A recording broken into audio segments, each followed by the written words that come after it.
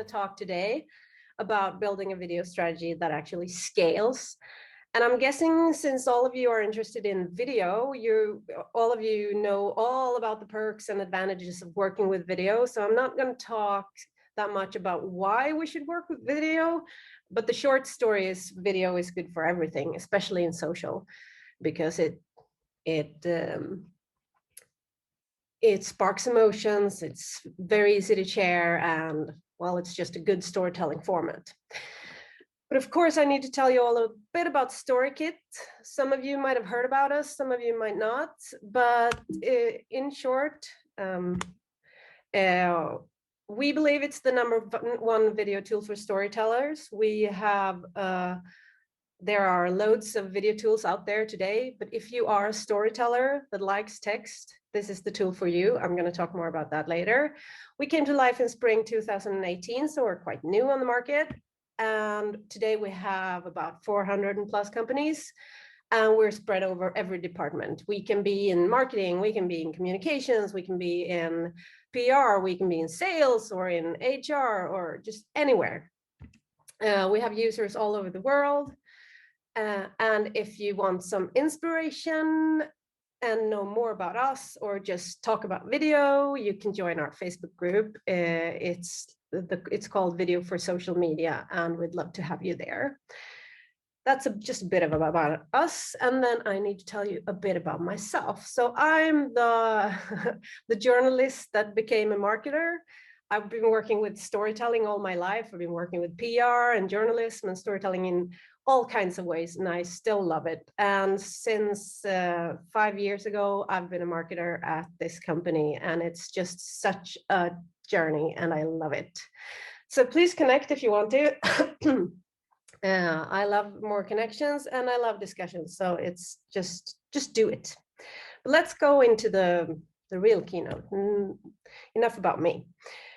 So social media has changed the workday for every marketer, or not just the marketers, just everyone who needs to communicate with an audience. And I'm going to illustrate this shift with a very handsome man, my father. His name is Boris Ekman, and he is the happy retired CMO of the big shipping company Viking Line here in the north. And we have me. And I'm the stressed out marketing director at the SaaS company StoryKit. And my father worked with marketing all of his life. One of the biggest lessons he taught me that all the greatest brands in the world have the colors red and white: Coca-Cola, Marlboro, and Viking Line. That t-shirt he wears in the picture is, of course, a Viking Line t-shirt. And he should really get marketing, and of course he does. But he can still send me messages like this on Facebook when I've done something like published a podcast or anything. And since this is in Swedish, I have translated it a bit to English. My dear daughter, your father's heart swells with pride again, but I still have some difficulties as I try to explain to people what you are doing at StoryKit. And this makes me wonder, why is it so difficult for my father, who's been working with marketing all of his life, to know what I'm doing since I work in marketing? Well, of course, a lot of stuff has shifted. The tools aren't the same and stuff. I work in SaaS, a SaaS company, which is a phenomenon that he had never heard of. I work in a completely digital environment, while his product and his world was very hands-on. It was ships and passengers. But most importantly, the way we communicate today has changed. Let's look at that. So he worked very proactively. He worked with big campaigns that he had to plan like a year ahead. You had to know way before what you were going to do next summer to get those passengers to his ships. I'm very reactive. I work every day, checking out the feeds, seeing what's happening, reaction really fast. He worked with a few big channels. He had the big billboards, the big TV ads, the papers, pages in the papers, while I work with a whole bunch of small channels, and I'm always ready to jump on a new one if it seems to be a working channel. Heard about Clubhouse? Yeah, I have that too. He worked with a few ad formats, as I mentioned, like TV, pages in the newspaper, but I have an abundance of ad formats. I mean, just on Facebook, we have like a million of formats that I can create my ads in. It can be video, it can be text, it can be different aspect ratios, it can be short, it can be long, it can be anything. And he worked in campaigns while I work always on. I mean, of course I have a campaign planning, but still I have to be always on. I have to publish always, always. He worked a lot with agencies. He didn't sit down and make his own creatives. I do. I'm still one of the few marketers in this happy startup. So all my production, I do myself. And when he told stories, he did it with ads. But when I tell stories, I mostly do it with content. He had a very high cost per unit. I have a very low cost per unit.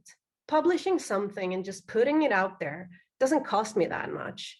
Putting something out there for him would be very, very costful. And the biggest risk he took in his work every day was being wrong. Because if you have planned a huge campaign that costs 6 million or whatever they cost, and it was going to run for half a year, and it was going to make the big difference that whole year, you couldn't be wrong. You had to have the perfect campaign before it even started. My biggest risk is not doing enough. In social media, being wrong isn't that bad, but not doing enough is really bad because out of sight, out of mind.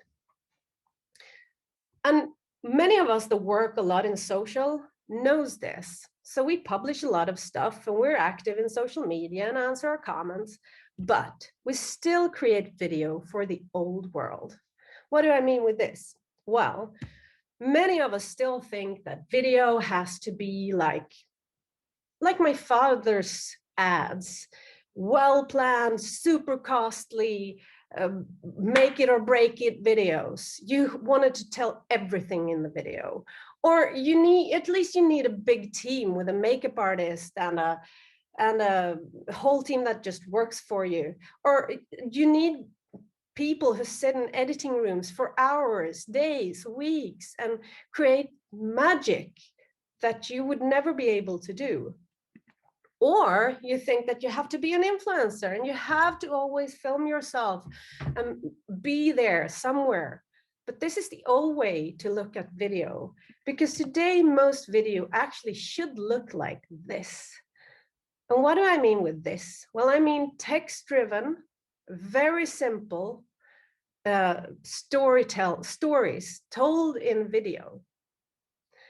And we saw this change because before we started StoryKit, I worked a lot with editorial content, and we saw the huge shift to video and saw that this type of video actually worked. Why? Because something has changed. And this is the biggest change when it comes to video. Today, 80 to 90% of all video views in social happen without sound. And now you say, no, not on YouTube, not on TikTok. That's true. But still, all of the TikTok videos and all of the YouTube videos sometime end up on Facebook or on LinkedIn. And you will be on Facebook and on LinkedIn. And if your video is dependent on the person to actually listen to the sound, you will miss a lot of views. We saw this as a fact with all the video we published when we were doing editorial content. More than 90% of the views happened without sound. This is so impactful on Facebook that they have even created a kind of slogan for it. It's designed for sound off, but delight with sound on. So you need to be able to look at the video and understand it with the sound off. And why is this? Well, it's because of the auto start, and it's because of the behavior that we are doing. We want to watch videos and we want to enjoy social in times when we shouldn't, on the bus, during meetings, together with a family, or when we're watching something else on TV, or maybe we're listening to music, we just don't want to hear the sound of the video, we just want to enjoy it. And this means that the most important factor for a successful video today is not the heavy equipment or the fancy motion director, it's the script. Because the script is what makes the big difference in every video in social. And this means that we have a new video pro in town, and it's the person who can write. And this is a very good thing for me because I am a journalist from the beginning. I can't think of a timeline. My head explodes when I have to put things on a timeline. I think in a headline and text. And creating video for me has always been very, very difficult because it needs your brain to think in another way. But with this type of video, I'm actually really good at it. And this is the change we saw when we were doing our editorial content. And we tried to find a tool that would help us do these types of videos in a very efficient way, and we couldn't.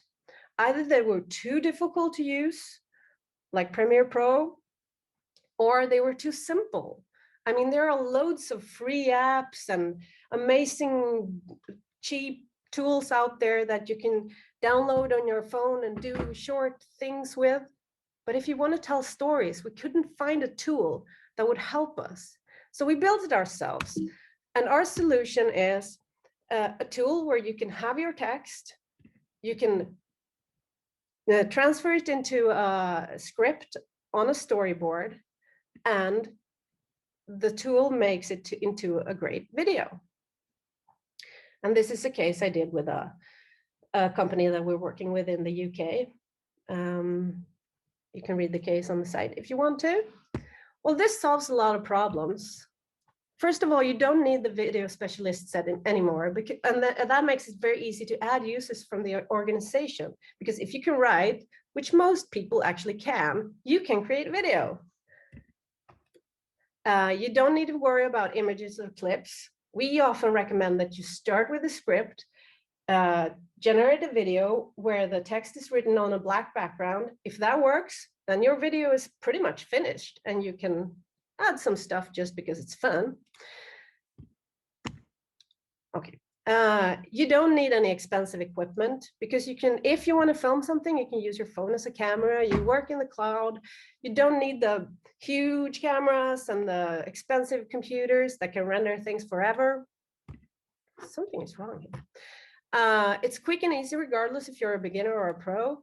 It's easy to maintain high quality all over the organization because you've got a framework to work within. It's easy to be brand safe, it's easy to collaborate in, it is to spread and reuse and translate or localize. And you even don't have to worry about accessibility because the text is already there and you can create the voiceover automatically.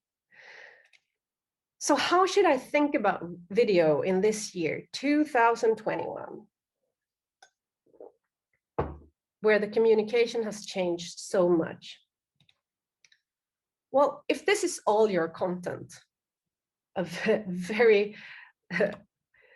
simple picture of all your content, you're probably creating some kind of hero content. This is like where you put all the effort. This is not like the old days commercials and stuff. You're doing something that you put a lot of effort in. And then you create a lot of other content every day.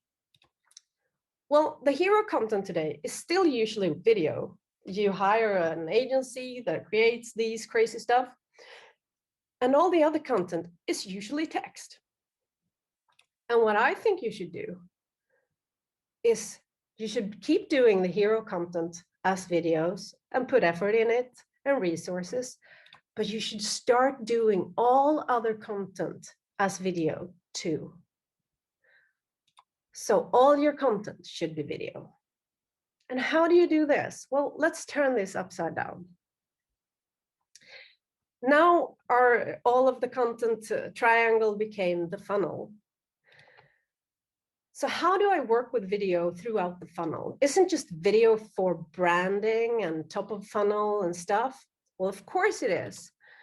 These are examples that I have made, or I and my colleagues. We do a lot of top of funnel content, and we do everything in video. And here you have all the top of funnel messaging, how to record better video with your smartphone, or how do I create a great script, or top 5 social media trends for 2021, all of those things. But in the middle of the funnel, we can still use video. So here we have like the case you just saw. Maybe we attracted you to this webinar through that video you see in the corner with me standing and talking and waving my hands. So you're in the middle of our funnel. And you can download a free ebook. That's like loads of middle of funnel content that actually converts with video. And then we have the bottom of the funnel, like the buy now, what's in it for me, here's the demo. And that works too. And I need to say, always when you think of social media, don't just do just video or just text or just images, do everything. But you can use video throughout the funnel because it actually works. So the secret is more is more. You shouldn't be publishing a lot of videos. You should be publishing heaps of video. And many of our customers increase their video production with, we've seen 400% when they start using story kits, and that's amazing, but they're still creating too little video. And we are too. I'm frustrated every day that I don't create more video. And then you ask, why is the quantity so important? Hello, why do I need to create this much content and videos and stuff all the time? Because that's how social works. You remember these two? The risk you take is to not do stuff. Social platforms and your audience need consistency. Out of sight, out of mind. And if you don't publish great content constantly, they will forget about you, because your page and your content won't pop up in their feeds if you haven't published anything. And also it's important for visibility. Out of sight, out of mind, I said. And this is, let's count a bit. I found an article at HubSpot where they tried to make the case that you shouldn't publish too much if you are, because your audience will get tired of you. And they counted how many clicks. I'm going to look here now because I have the picture here. They counted how many clicks per post you got. This is not video, this is all the posts, but anyways, compared to how many you published. And as you can see, if you published 1 to 5 Facebook posts a month, you got about 100 click per posts. If you were a smaller Facebook page and you published 61 Facebook posts every month, that number dropped. You just got like 40, 20, 30 clicks per post. And their case was that that this means that you should publish less, but better. And of course you should publish better, but still, if we count, if you publish 5 articles and get 100 clicks on each, you will get 500 clicks. But if you publish, as you see on this graph here, 61 articles and get 30 clicks on each, you will get 1,830 clicks. This is making the case, the article that they wrote that was making the case that you should publish less actually made the case that you should publish more. Because even if the number drops per post, you will get more in the end.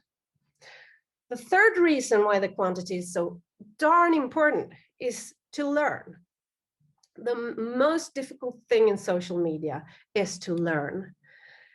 And you can read every white paper and every best practice on how to do stuff, but you will never know what your target audience wants to learn from you unless you do stuff and test.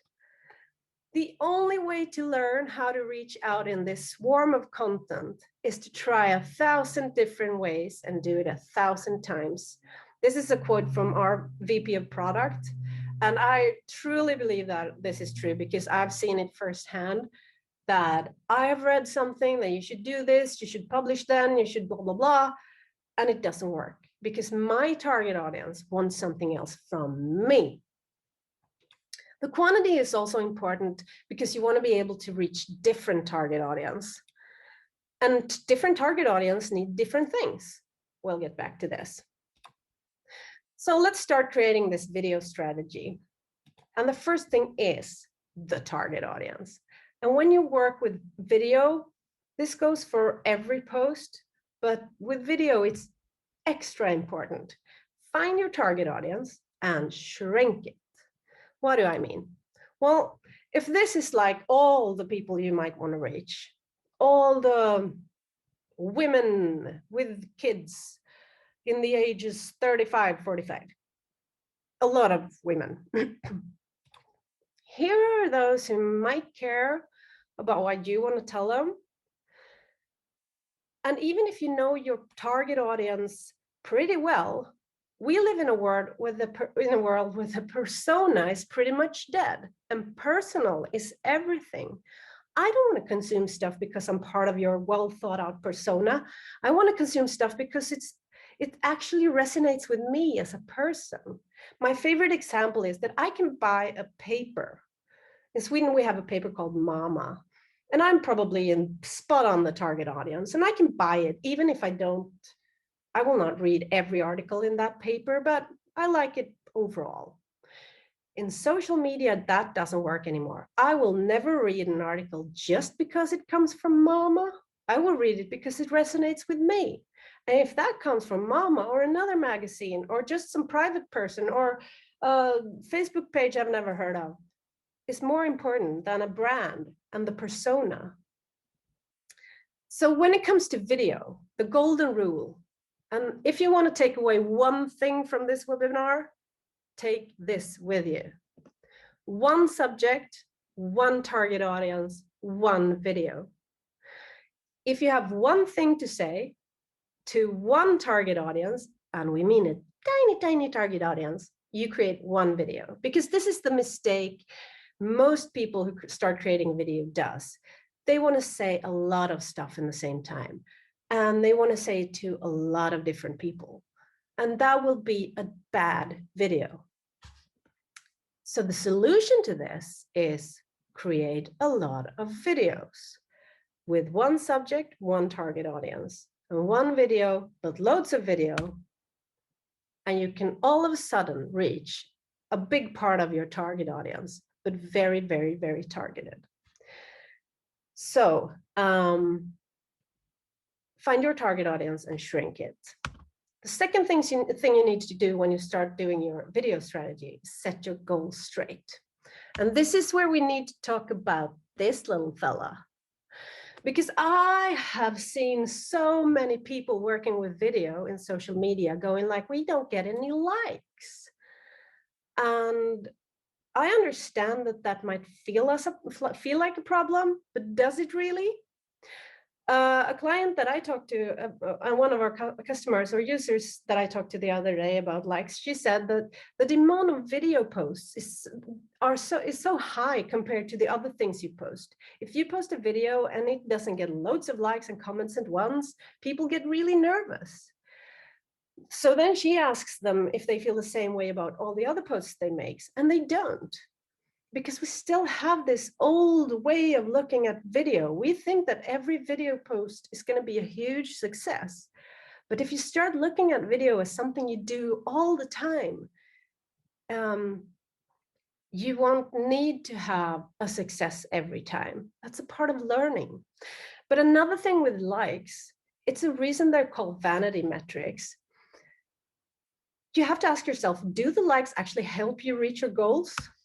Do they help you make well-informed decisions for future content? Or can they even be counterproductive?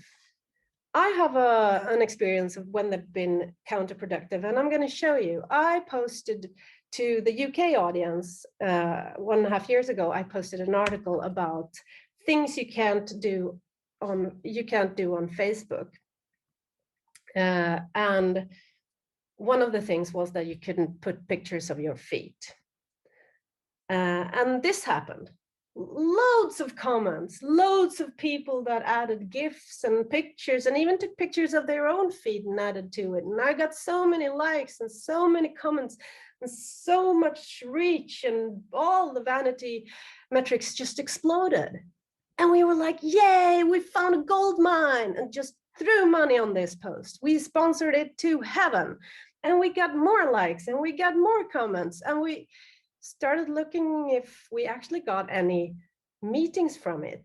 Because what we try to do is create meetings, leads, funnel. But this article helped us nowhere. Nothing happened. So then I had to make the decision, am I going to put money on something that doesn't help us at all? Well, I could see that it had a branding effect, but still, no, it's not worth the money. This was counterproductive. I knew that the next time I had to do something else. So you need to set your goals straight. And remember that one video will never do everything, but many videos can do a lot. So you have to set the right goal for every video. And let's go back to this, because I can't tell you what your KPIs and your goals should be, because you probably have a completely other organization and other goals that you want to reach and other audiences and other things you want to accomplish. But for me, this is how I think about it. In the top of funnel, I look at the top of funnel metrics, like do I want people to stay on Facebook or stay on LinkedIn? So do we see any engagement? Do we see any views? Do we see any shares and comments? And especially, I look at the only metric that actually can measure the quality of your video, the retention. When do people drop off? When do they stop looking at your video? That is a whole other keynote about retention that I'm going to do someday, but not right now. So look at your retention. In the middle of a funnel, I look at the click-throughs, on the downloads, on the webinar signups, and see if something happens.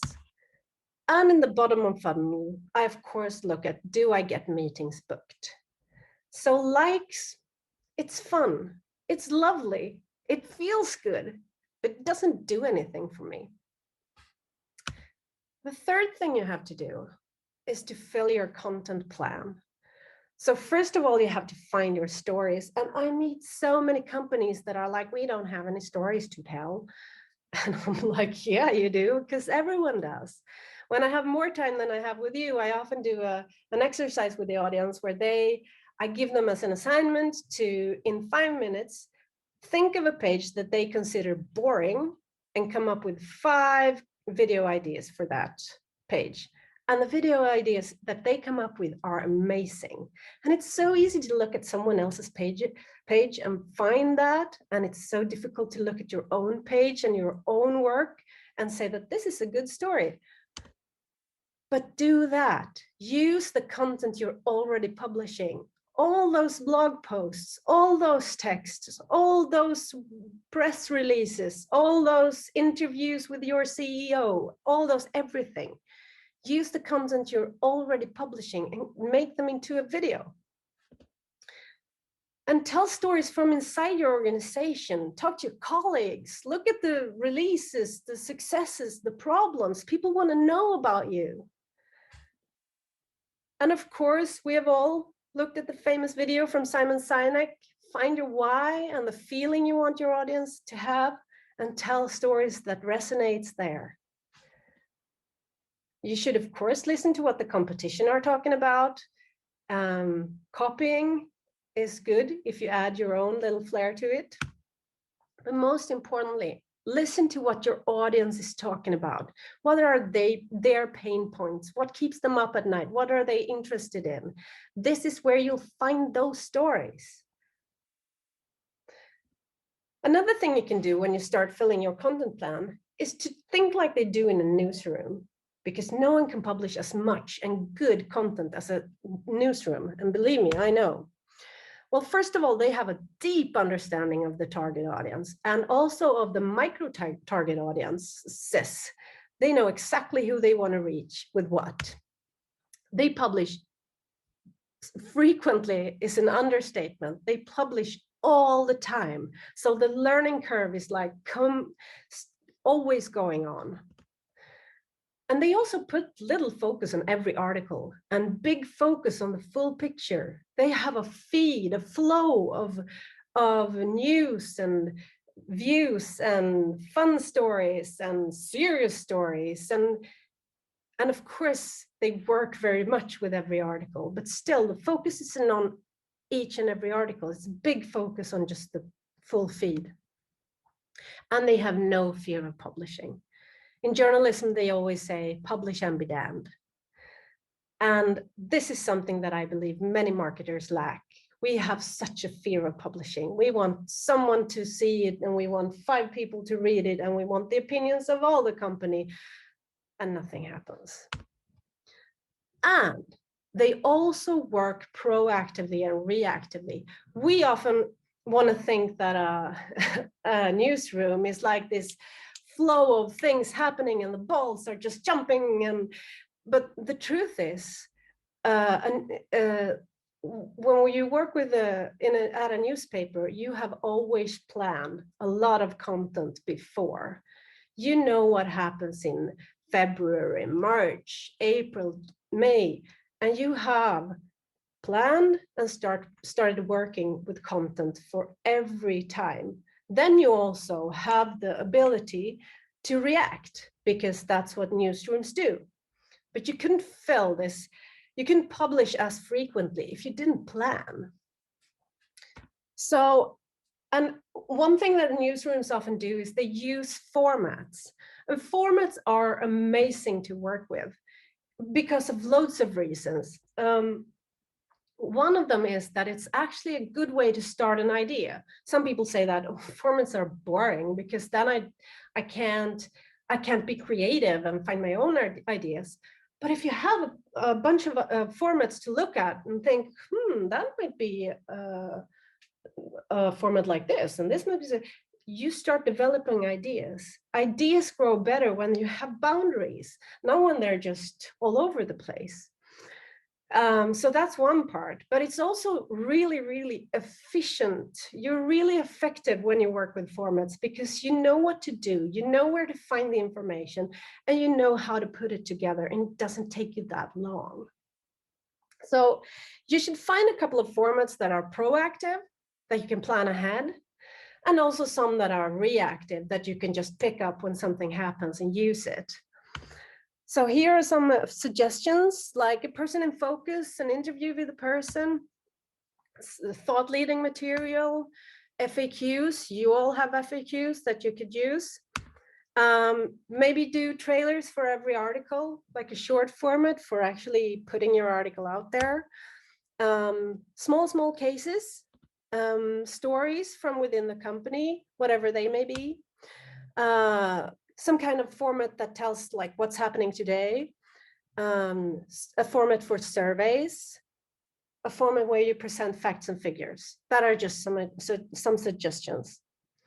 And the good thing here is that we have actually made these formats for you. So all of these formats we have thoroughly described in a white paper that I will send a link to you afterwards. And even if you're not a StoryKit user, these are really good to just browse through and use, because you will get all the info on where to find these formats, how to collect the information, and how to do them. So you can use that whether you're a StoryKit user or not. If you're a StoryKit user, you can download a presentation where you have all the IDs, so you can actually take these formats, put them in your own StoryKit account, and use them straight away. Formats, very good thing. Well, so let's see. I'm a bit confused right now, but never mind. I can't even remember the first 3. Never mind, we go to 4. So, create once and distribute forever. This is a quote that I've stolen from Ross Simmons. He works at a content agency in the US. You find him as the coolest cool on Twitter, and he's a good follow. And it's true. You should start with one channel, but you should never stop there. You must repurpose your content on several channels in several formats, because if you put so much effort and resources into creating content and never distribute them, no one will find them. They will sit there and not be watched or read or used.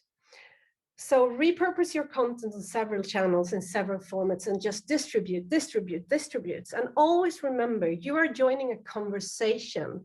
So adapt your post to whatever people are discussing right now, and find a way to take your content and just push it into the conversation that is going on in your target audience. And distribute and redistribute. This is also something we have seen, that so many marketers are afraid of redistributing things because it won't look good on my Facebook page. Well, sorry, honey, I need to tell you that no one goes to your Facebook page. It hurts, but it's true. So they won't see that you have redistributed stuff again and again. And also, if you have written a good article, you can probably find 4 or 5 videos in that. So you can redistribute the same article through different videos every time. A new quote, a new list, a new anything. But if you don't distribute forever, all the effort you put in creating that content will be for nothing.